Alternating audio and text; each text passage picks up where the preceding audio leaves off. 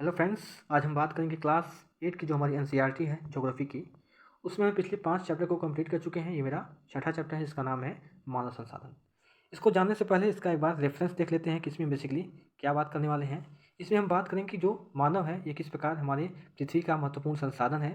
इसमें हम ये भी जानेंगे कि जो प्रधानमंत्री कौशल विकास योजना है ये क्या है, कब शुरू किया गया था, जो जनसंख्या वितरण दर है ये किस प्रकार फैली हुई है, एक पूरे विश्व स्तर पर जो जनसंख्या है, कौन कितनी जनसंख्या हमारी एशिया में रहती है, कितने यूरोप में रहती हैं, इसके बारे में भी देखेंगे। हम ये भी देखेंगे कि जो विश्व की 30% जनसंख्या 60% जो जनसंख्या है, ठीक है, वो 10 देशों में ही रहती है। इस देशों के बारे में भी देखेंगे। हम बात करेंगे जो जनसंख्या घनत्व है ये बेसिकली क्या है। हम जनसंख्या वितरण को प्रभावित करने वाले फैक्टर्स को भी देखेंगे, जैसे कि स्थलाकृति, जलवायु, मृदा, जल, खनिज, इन सब को भी देखेंगे। सामाजिक, सांस्कृतिक और आर्थिक जो कारक हैं हमारे, इनके बारे में भी देखेंगे कि जो लोगों का निवास स्थल है वो किस प्रकार इन कारकों पर डिपेंडेंस है। जनसंख्या परिवर्तन दर के बारे में भी हम देखेंगे कि किस प्रकार समय के साथ जो जनसंख्या है वो लगातार बढ़ती गई। यहाँ पे जो आपको यहाँ पे मैप दिख रहा है इसके बारे में भी हम डिस्कस करेंगे। हम यहाँ पे जो 3 कंडीशन दिए गए हैं, जनसंख्या वृद्धि दर, जनसंख्या स्थिर और जनसंख्या में कमी, ये किस प्रकार होती हैं इनको भी देखेंगे। उत्प्रवासी और प्रवासी ये क्या होते हैं इनके बारे में भी देखेंगे। जनसंख्या जो परिवर्तन है उनके जो प्रतिरूप हैं वो किस प्रकार हैं, कि किस देश में जनसंख्या दर अधिक है, किस देश में जनसंख्या दर कम है। हम इस मैपिंग के जरिए देखेंगे कि पूरे विश्व स्तर पर जो जनसंख्या है वो किस प्रकार कम है या अधिक है। ठीक है, उसके बाद से हम यहाँ बात करेंगे कि जो जनसंख्या संगठन है वो क्या है, इस संगठन के बारे में भी हम देखेंगे। ठीक है, यहाँ पे जो जनसंख्या पिरामिड के बारे में देखेंगे, पूरे अलग अलग देशों के बारे में जो पिरामिड दर्शाया गया है, जिसे यहाँ पे केन्या के बारे में दर्शाया गया है, यहाँ भारत के बारे में दर्शाया गया है और जापान के बारे में भी इसमें दर्शाया गया है। और लास्ट में हम देखेंगे कि जो यहाँ पे क्वेश्चन आंसर दिए गए हैं उनको भी हम इसका डिटेल से एनालिसिस करेंगे। अब आते हैं टॉपिक पे। लोग ही एक राष्ट्र के सबसे बड़े संसाधन होते हैं। प्रकृति की देन केवल उस समय महत्वपूर्ण होती है जब वह लोगों के लिए उपयोगी होती है। लोग अपनी आवश्यकताओं और योग्यताओं से उसे संसाधन में कन्वर्ट करते हैं। इस प्रकार मानव संसाधन ही अंतिम संसाधन होते हैं। स्वस्थ, शिक्षित और अभिप्रेरित लोग अपनी आवश्यकताओं के अनुरूप संसाधन का डेवलपमेंट करते हैं, विकास करते हैं। अन्य संसाधनों की भांति मानव संसाधन विश्व में समान रूप से वितरित नहीं है। अपने शैक्षिक स्तर, आयु और लिंग में वे एक दूसरे से भिन्न हैं। उनकी संख्या और लक्षण भी बदलते रहते हैं। यहाँ पे एडिशनल फैक्ट दिया हुआ है कि भारत सरकार के अधीन एक मानव संसाधन मंत्रालय है। 1985 में इस मंत्रालय का निर्माण लोगों के कौशल को बढ़ाने के लिए किया गया था। इससे यह प्रदर्शित होता है कि लोग देश के लिए अपने जो लोग होते हैं वो देश के लिए कितने महत्वपूर्ण संसाधन होते हैं। यहाँ पे सेकेंड जो एडिशनल फैक्ट दिया हुआ है वो क्या है कि प्रधानमंत्री कौशल विकास योजना को 2015 में 1 करोड़ भारतीय युवाओं को और 2016 से 2020 तक प्रशिक्षित करने का उद्देश्य शुरू किया था। ये आपको ध्यान रखना है कि प्रधानमंत्री कौशल विकास योजना कब शुरू किया गया था, 2015 में। इसका लक्ष्य क्या है, इसका लक्ष्य है 1 करोड़ जो युवा हैं उनको 2020 तक प्रशिक्षित करना, ठीक है, कौशल प्रदान करना। इस योजना का उद्देश्य संभाव्य और मौजूदा रोजगार अर्जक को गुणवत्ता प्रशिक्षण, जो गुणवत्तापूर्ण प्रशिक्षण होता है उसको करके रोजगार योग्य कौशल की योग्यता को प्रोत्साहित करना है। यानी जो इस समय आधुनिक युग में जो चीज़ें हैं जिनकी वजह से रोजगार मिल सकती हैं, जैसे मान लीजिए एग्जांपल लेते हैं कि जैसे टेक्नोलॉजी में, अगर हम टेक्नोलॉजी सिस्टम में हमको जॉब चाहिए, सबसे पहले हमको क्या होगा, हमको सबसे पहले कंप्यूटर को सीखना पड़ेगा। उसमें जो प्रिंटर होते हैं उनका क्या काम होता है, माउस का क्या काम होता है, इन सारी चीज़ों को यदि गवर्नमेंट सिखा देगी जो रोजगार पाने वाले युवक हैं, तो वो आसानी से जा करके टेक्नोलॉजी वाले स्तर की जो जॉब होते हैं वहाँ पर आसानी से ले सकते हैं। ठीक है, तो यही हम इसको हम एग्जाम्पल के रूप में समझे हैं। तो इसी तरीके से जब कोई जॉब की जो रिक्वायरमेंट रहती है, उस जॉब की रिक्वायरमेंट के हिसाब से जो प्रधानमंत्री कौशल विकास योजना है उसमें जो युवा रहते हैं उनको प्रशिक्षित किया जाता है और प्रशिक्षित करने के बाद उनको फिर कंपनी में भेज दिया जाता है कि हाँ अब ये रोजगार पाने के योग्य हो चुके हैं, आप इनको रोजगार दे सकते हैं। तो इस तरीके से इसका विकास किया गया है। ठीक है, ये 2015 में इसका प्रधानमंत्री कौशल विकास योजना को शुरू किया गया था। ठीक है, नेक्स्ट में आप नोटिस करोगे कि जनसंख्या का वितरण किस प्रकार यहाँ पे आप किया गया है। तो भूपृष्ठ पर जिस प्रकार लोग फैले हुए हैं, यानी कि यहाँ पे आप देखोगे, नोटिस करोगे कि यहाँ पे जो जनसंख्या है इनका जो डिवाइड है किस प्रकार से यहाँ पे किया गया है कि लाल रंग के लोग जैसे यहाँ पे दिया हुआ है, आप देखोगे मैप में कि जो एशिया में रहते हैं उनकी संख्या यहाँ पे काफ़ी मात्रा में दिखाई गई है। जो लोग यूरोप में रहते हैं उनकी संख्या भी आपको यहाँ पे दिखाई गई है। जो लोग अफ्रीका में रहते हैं उनकी संख्या भी आपको यहाँ पे दिखाई दे रही होगी। इस तरीके से जो मानव हैं उनको यहाँ पे दर्शाया गया है। ये मध्य और दक्षिणी अमेरिका में रहते हैं, ये हमारे उत्तरी अमेरिका में रहते हैं। ठीक है, और जो हरे वाले हैं यहाँ पे ये हमारे ऑस्ट्रेलिया, न्यूजीलैंड, जो हमारे यहाँ पे द्वीपीय देश हैं नीचे वाले में, तो वहाँ पे ये लोग रहते हैं। यहाँ पे जो व्यक्ति का डिविडेंस है, यानी कि जो बांटने का तरीका है, इसमें दिखाया गया है कि एशिया में सबसे ज़्यादा लोग रहते हैं, उनकी जनसंख्या काफ़ी अधिक है। उसके बाद से यूरोप में कह सकते हो, फिर अफ्रीका में, फिर मध्य में, दक्षिण अमेरिका में, उत्तरी अमेरिका में और लास्ट में ऑस्ट्रेलिया में। इस तरह से यहाँ पे जो लोग हैं उनको बांटा गया है और उनकी जो लोग हैं किस तरीके से यहाँ पे रहते हैं, उनकी जो जनसंख्या वितरण है उस प्रकार से यहाँ पे दर्शाया गया है। ठीक है, अब आते हैं अपने यहाँ पे जो टॉपिक पे। तो जनसंख्या वितरण यहाँ पे दिखाया गया है।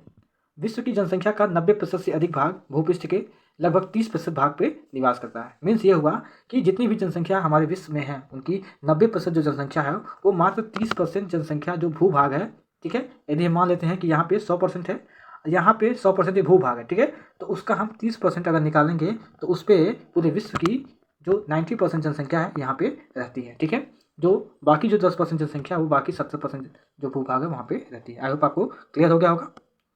अब यहाँ पे नेक्स्ट बात आती है, आप नोटिस करोगे कि विश्व में जनसंख्या का वितरण अत्यंत असमान है। कुछ क्षेत्रों में घने बसे और कुछ क्षेत्रों में विरले बसे क्षेत्र में होते हैं। ठीक है, दक्षिण और दक्षिण पूर्वी एशिया, यूरोप और उत्तर पूर्वी उत्तर अमेरिका में घने बसे क्षेत्र हैं। यहाँ पे बात किया है कि जो हमारे यूरोप वाले साइड के लोग हैं वहाँ पे आबादी काफ़ी घनी रहती है। ठीक है, लेकिन अगर हम पर्वतीय क्षेत्रों की बात करेंगे, उष्णकटिबंधीय मरुस्थल की बात करेंगे, विषुवत जो क्षेत्र होते हैं वहाँ की बात करेंगे, तो वहाँ पे जो लोगों की संख्या है, ठीक है, आप अगल बगल आप नोटिस करोगे कि अगर हम जम्मू कश्मीर की देखेंगे, ठीक है, या अरुणाचल प्रदेश साइड में देखेंगे तो वहाँ पे जनघनत्व जो है वो काफ़ी कम है, अगर हम भारत में लेते हैं एग्जाम्पल के तौर पर।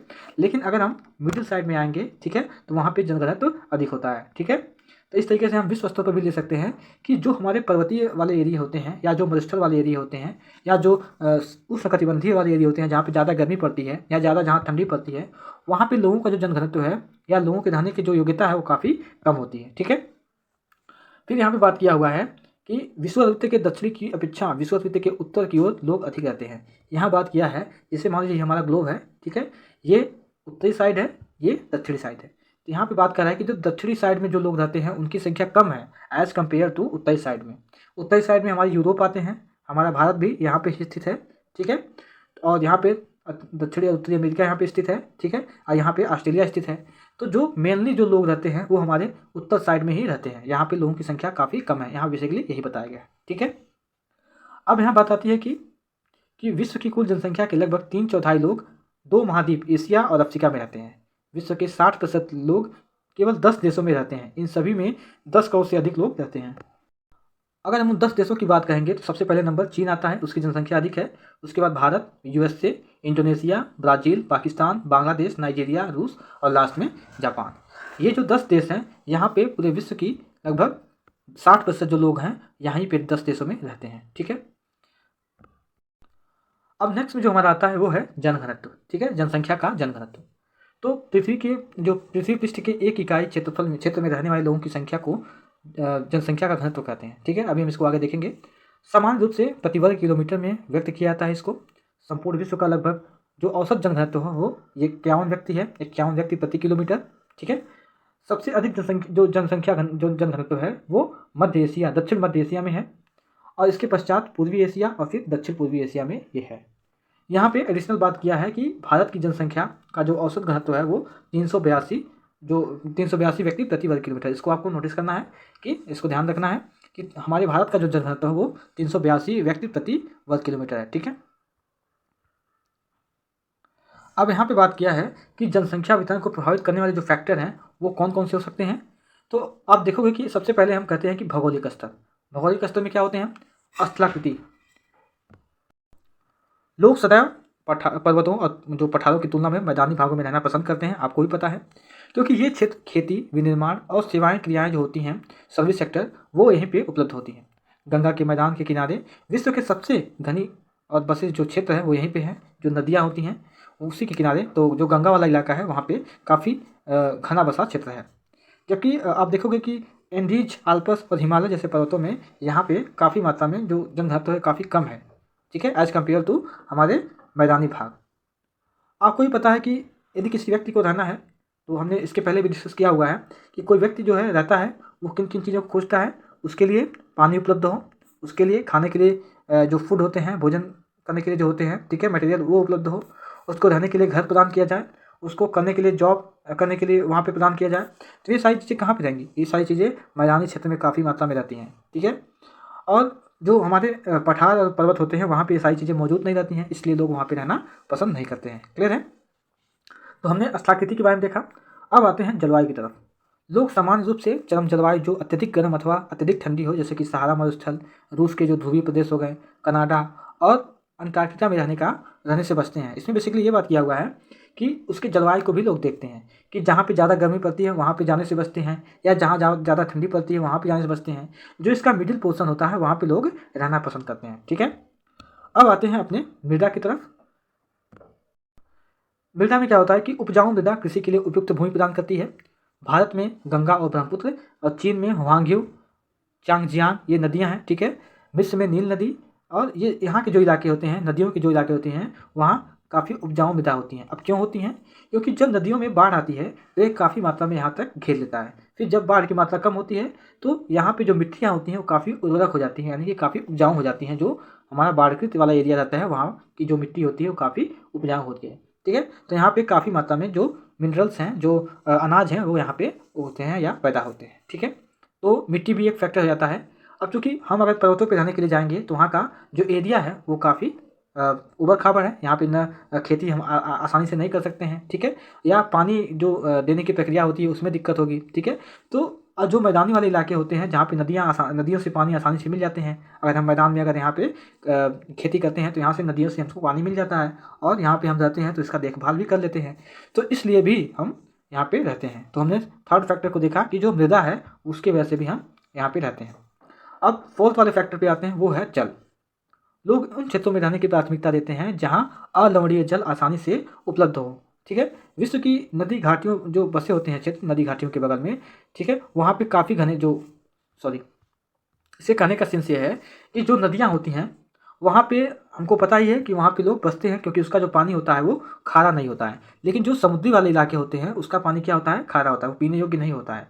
तो जल भी एक फैक्टर हो सकता है। और अब नेक्स्ट में हमारा आता है सामाजिक, सांस्कृतिक और आर्थिक कारक क्या हो सकते हैं। तो इसमें सबसे पहला नंबर आता है हमारा आर्थिक कारक का। औद्योगिक क्षेत्र रोजगार के अवसर प्रदान करते हैं, लोग बड़ी संख्या में इन क्षेत्रों की ओर आकर्षित होते हैं। जापान में जो ओसाका शहर है और भारत में जो मुंबई शहर है, यहाँ पे लोगों के बसने की जो घनत्व है वो काफ़ी अधिक होती है। ठीक है, ये हमारे हो गए आर्थिक फैक्टर। जहाँ पे ज़्यादा इंडस्ट्री रहेगी वहाँ पे लोग बसेंगे। कैसे बसेंगे? क्योंकि उनको वो जॉब प्रोवाइड करता है। ठीक है, इसमें जो सेकेंड फैक्टर है वो क्या है? सांस्कृतिक कारक। धर्म और सांस्कृतिक महत्ता वाले स्थान जो होते हैं वो लोगों को आकर्षित करते हैं। जैसे हमारा वाराणसी हो गया, यरूशलेम हो गया, वेटिकन सिटी हो गया। इस तरह के जो हमारे स्थान होते हैं जहाँ पे काफ़ी मात्रा में मंदिर होते हैं, मस्जिद होते हैं, इस तरह की चीज़ों को वहाँ पर भी लोग बसना पसंद करते हैं। अब नेक्स्ट में हमारा जो आता है वो है सामाजिक कारक। वहाँ पे अच्छी आवास होना चाहिए, शिक्षा की व्यवस्था भी काफ़ी होनी चाहिए, स्वास्थ्य की सुविधाओं को भी वहाँ पे ध्यान रखना चाहिए। तो ऐसे जो कारक होते हैं, जो फैक्टर होते हैं, वहाँ पर भी लोग बसना पसंद करते हैं। इसका एग्जाम्पल हम कह सकते हैं जो मुंबई का पुणे है वो इसका एग्जाम्पल हो सकता है। ठीक है, यहाँ पे एडिशनल फैक्ट दिया हुआ है कि जीवन प्रत्याशा क्या है। यह उन वर्षों की संख्या है जिसमें औसत व्यक्ति की जीवित रहने की आशा की जा सकती है। ठीक है, यानी कि जीने की जो आशा होती है एक व्यक्ति की वो क्या है, उसी को यहाँ पे दर्शाया गया है।